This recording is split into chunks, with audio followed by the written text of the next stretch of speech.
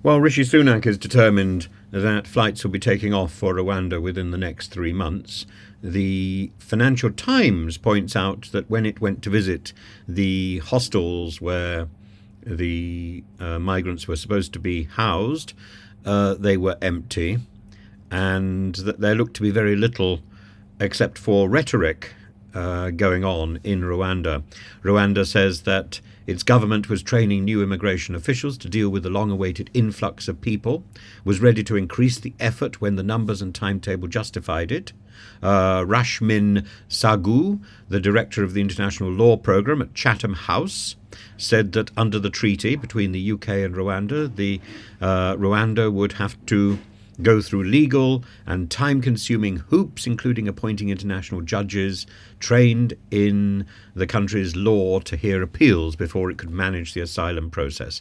It's far from clear that the whole scheme will be operational anytime soon in a way that complies with the Supreme Court judgment, because there's still a lot for the Rwandans to do on the ground. If the flights do take off, the attention will suddenly be on the Rwandan judicial and legal system as a whole. And of course, we also know that the Rwandan housing, which was built for the refugees, has been bought by local Rwandans. 70% has been sold off.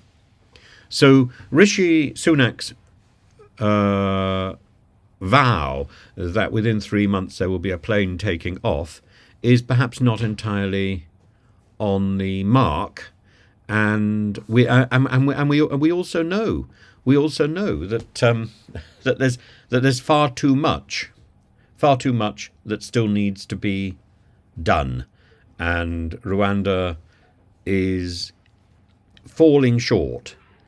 As presumably was expected, we're expecting too much of a developing country to shoulder our responsibility.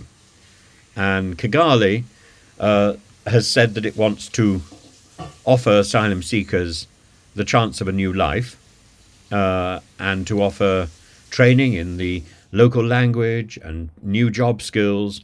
We know that a big proportion of those landing on the shores of Europe are economic migrants. We want to make the point that if we make the right investment in these people, we can keep them on the African continent and not have these young, talented people making desperate journeys across the Sahara and maybe ending up at the bottom of the Mediterranean. Well, that's a good principle, but not all these people have come from Africa, and not all of these people will want to make their home in Africa. I think Rwanda is going to have difficulty holding on to a lot of the migrants that are being sent there.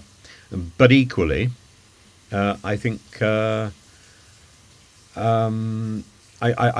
have to ask what our long-term responsibility is towards those people who are sent there, and that is not clear.